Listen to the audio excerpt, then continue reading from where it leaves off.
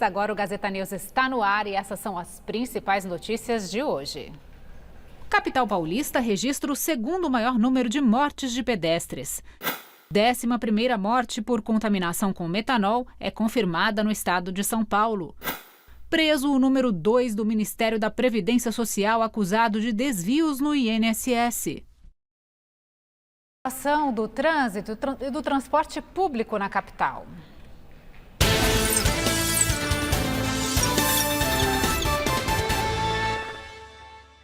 Então vamos com informações do trânsito ao vivo. Vou mostrar como é que está agora a Rangel Pestana, entre centro e zona leste de São Paulo. Esse aí é o sentido bairro, ó. Motoristas seguem para a zona leste agora. Trânsito fluiu bem, tem bastante volume, né, de veículos, ônibus, mas está indo bem agora. E claro, vamos agora com imagens aqui da nossa Avenida Paulista, altura da TV Gazeta. Ai, tá pesado o trânsito sentido Paraíso, né, que são os carros aí com os faróis ligados. Do outro lado, lanternas vermelhas indo para o MASP e para quem está indo para Consolação. Não está fácil para os motoristas, são agora 887 quilômetros de vias com lentidão. É bem alto para o horário, reflexo mesmo do fim do ano. E agora a situação do transporte público. Então, na tela, nosso mapa do metrô. Está tudo verdinho, tudo normal no metrô de São Paulo. E a gente vai trocar agora para a CPTM e também operação normal em todas as linhas. A cidade de São Paulo registrou o segundo maior número de mortes de pedestres. Segundo o Infociga, o levantamento só fica atrás do ano de 2015. Foram 360 óbitos de pedestres só na cidade de São Paulo entre janeiro e novembro deste ano. Uma alta de 3,4% em relação ao mesmo período do ano passado. Os números só ficam atrás de 2015, quando foram registradas 428 mortes. A via com mais atropelamentos fatais foi a Marginal Tietê, com 15 mortes. Em segundo lugar está a Avenida Jacú-Pêssego, na Zona Leste, com 6 registros. Na sequência estão as avenidas do Estado, Inajá de Souza e Interlagos, com 5 mortes cada. Os dados foram divulgados pelo painel Infociga do Detran. Apesar da alta, o número total de registros de mortes no trânsito teve uma diminuição. Foram contabilizadas 918 fatalidades, uma desaceleração de 1,7%. A maior redução foi para os ciclistas, queda de 21,4% no número de óbitos, seguido dos ocupantes de automóveis, com queda de 13,3%, e de motociclistas, com redução de 1,4%. Apesar da queda, as motos continuam sendo o meio de transporte com mais registros de mortes no trânsito, com 419 óbitos. Além dos acidentes, o paulistano também tem enfrentado um congestionamento pior em dezembro em comparação com os anos anteriores. Só neste mês foram registrados 515 quilômetros de lentidão em média por dia útil. Os números foram impulsionados pela paralisação de motoristas e cobradores de ônibus da capital no último dia 9. O índice de congestionamento já se aproxima dos 570 quilômetros registrados em dezembro de 2019, antes da pandemia. Foi confirmada a 11ª morte por contaminação com metanol aqui no estado de São Paulo. O homem de 62 anos era morador de São Bernardo do Campo, no ABC Paulista, e morreu no dia 6 de dezembro. Segundo a prefeitura da cidade, ele passou mal no dia anterior após consumir bebida alcoólica adulterada. É a segunda morte registrada na cidade. Outros 4 óbitos por metanol ocorreram na capital paulista. 3 em Osasco, 1 em Jundiaí e 1 em Sorocaba. Outros 4 óbitos permanecem em investigação. 1 em Guariba, 1 em São José dos Campos e 2 em Cajamar. Segundo o boletim da Secretaria Estadual de Saúde, São Paulo tem 51 casos de contaminação confirmados e 555 casos suspeitos descartados.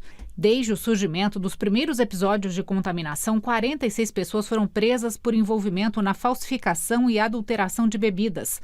4 comércios chegaram a ser interditados preventivamente, mas já foram autorizados a funcionar.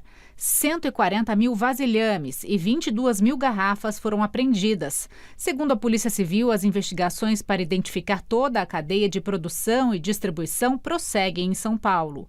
Em 5 de dezembro, o Ministério da Saúde registrava em todo o país 73 casos confirmados e 22 mortes por intoxicação nos estados de Pernambuco, Paraná, Rio Grande do Sul, Bahia e Mato Grosso, além de São Paulo. O número 2 do Ministério da Previdência Social foi preso acusado de desvios no INSS e um senador do PDT também foi alvo de buscas. A operação foi autorizada pelo ministro André Mendonça do Supremo Tribunal Federal e ocorreu nos estados de São Paulo, Paraíba, Rio Grande do Norte, Pernambuco, Minas Gerais e Maranhão, além do Distrito Federal. O secretário executivo do Ministério da Previdência do governo Lula, Adroaldo Portal, ficará em prisão domiciliar. Ele estava no ministério desde a gestão de Carlos Lupe e foi mantido pelo atual ministro Volney Queiroz. Adroaldo entrou na pasta em fevereiro de 2023 como secretário do Regime Geral de Previdência Social.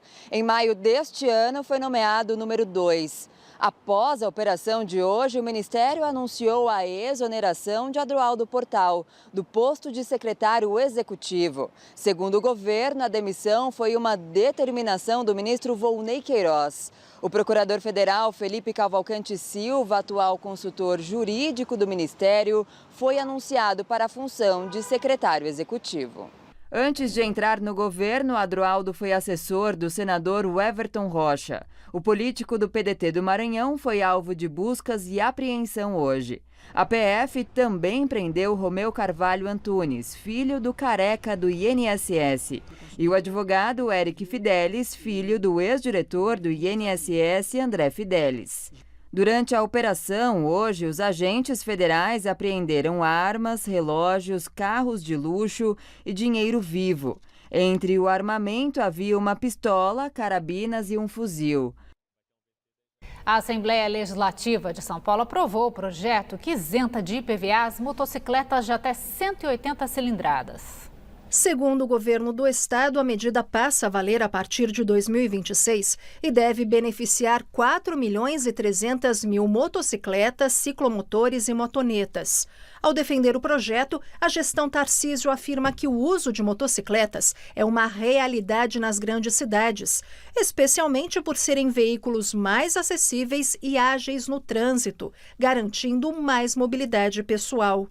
De acordo com o texto, a isenção do imposto evita onerar de forma desproporcional quem mais depende desses veículos, muitas vezes utilizados como instrumento de trabalho e geração de renda. O mesmo projeto também prevê o cancelamento dos débitos de IPVA de 2021 de um veículo pertencente a pessoas com deficiência física, visual, mental, severa ou profunda, além de pessoas com transtorno do espectro autista. A medida se aplica aos contribuintes que tiveram o pedido administrativo de isenção deferido naquele ano, ainda que de forma precária. Um acidente numa escada rolante na Estação Brás da CPTM deixou 13 pessoas feridas. O repórter Fernando Oda está em frente a essa estação, tem as informações ao vivo para a gente. Fernando, boa tarde. Já se sabe qual foi a causa desse acidente? Oi, Fernanda. Boa tarde para você e para todos que nos acompanham no Gazeta News. Já sim, de acordo com a CPTM, um carrinho de compras enroscou na lateral da escada que dá acesso à plataforma da linha 10 Turquesa, sentido Rio Grande da Serra, e acabou então causando esse acidente por volta das 8h30 da manhã. Vídeos que foram gravados no momento desse acidente impressionam, mostram passageiros caindo uns sobre os outros e alguns que até pularam da escada para o piso inferior para evitar serem pisoteados. Seguranças da CPTM agiram prontamente e desligaram a escada para evitar que a situação piorasse ainda mais. A Estação Brás, aqui de onde nós falamos, na região central, é bastante movimentada, como vocês podem ver aí pelas imagens do Thiago Dantas e do Urandi Campos. Atende 4 linhas da CPTM e a linha 3 vermelha do metrô. E é cheia principalmente nesses horários de pico, então quando aconteceu o acidente e agora por volta das 5 da tarde. Entre os 13 feridos do acidente de hoje, 9 pessoas sofreram ferimentos leves e foram encaminhadas para unidades de saúde da região. 4 pessoas em estado mais grave foram socorridas pelo SAMU e também pelo Corpo de Bombeiros. A nossa equipe pediu um posicionamento da CPTM a respeito desse acidente e, em nota, a companhia lamentou a ocorrência. Eu volto com você, Fernanda. Que susto. Obrigada, Fernando. Bom, lembrando que você tem um canal de comunicação com o Gazeta News, é o nosso Gazap, aquele número de WhatsApp exclusivo para você mandar denúncias, sugestões e flagrantes da cidade. Anote então o nosso número, é o 11 99161 6121. Estamos esperando fotos e vídeos com cenas da cidade, como por exemplo, essa situação horrível lá no trem. Importante que o vídeo esteja na horizontal, pode ser na vertical também, não tem problema. O número então é o 11 99161 6121. Participe. A Assembleia Legislativa de São Paulo aprovou um projeto de lei que autoriza o sepultamento de cães e gatos junto aos seus tutores. O texto segue agora para a sanção do governador Tarcísio de Freitas. Caso sejam aprovadas, as regras ainda terão que ser regulamentadas pelo serviço funerário de cada município, no caso dos cemitérios públicos. Os espaços privados poderão estabelecer regramento próprio, desde que seguindo a determinação de liberar o sepultamento dos animais de estimação. Pela proposta de autoria do deputado estadual Eduardo Nóbrega, do Podemos, os tutores passam a ter a opção de sepultar seus pets no jazigo da própria família. Segundo ele, é uma alternativa acessível de despedida diante do alto custo da cremação animal, que acaba gerando situações de destinação inadequada, com impactos ambientais, riscos à saúde pública e até a possibilidade de enquadramento por crime ambiental. E agora vamos para os destaques do esporte, hoje com o Thiago Salazar. Boa tarde, Salazar. Boa tarde, Fernanda. Ontem tivemos o primeiro jogo da final da Copa do Brasil entre Corinthians e Vasco da Gama e os times ficaram no 0-0. O campeão será conhecido nesse domingo no Maracanã, Rio de Janeiro, a partir das 6 horas da noite, e todo o pós-jogo transmitido ao vivo no Mesa Redonda com a equipe da Gazeta de dentro do palco da partida.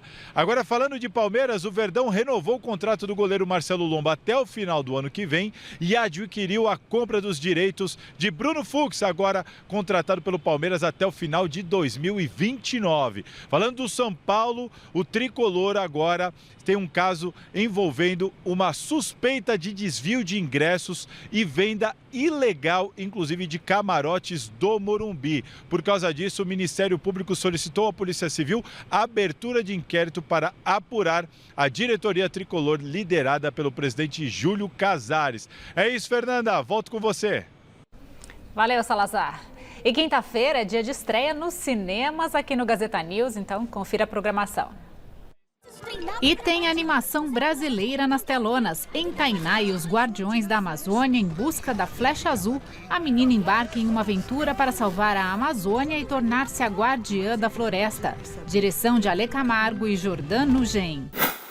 Outro sucesso da TV que também vai estar nas telas é Bob Esponja em busca da calça quadrada. Agora ele e seu amigo Patrick vão atrás do enigmático navio fantasma, o holandês voador, nas profundezas marítimas. Em valor sentimental, Gustav é um diretor de cinema em busca de um novo protagonismo na carreira e com uma relação distante com as filhas Nora e Agnes.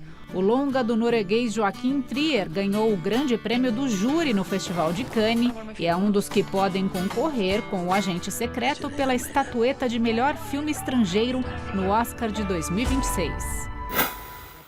Ainda na temática de família, Cacau Protásio, Evelyn Castro e Marcelo Larran estão na comédia A Sogra Perfeita 2. Após finalmente conseguir fazer com que os filhos saíssem debaixo do teto, Neide é pedida em casamento pelo namorado e é surpreendida com a chegada de sua própria sogra portuguesa. Filhos bem casados, que tem personalidade, bem casados, a senhora congela.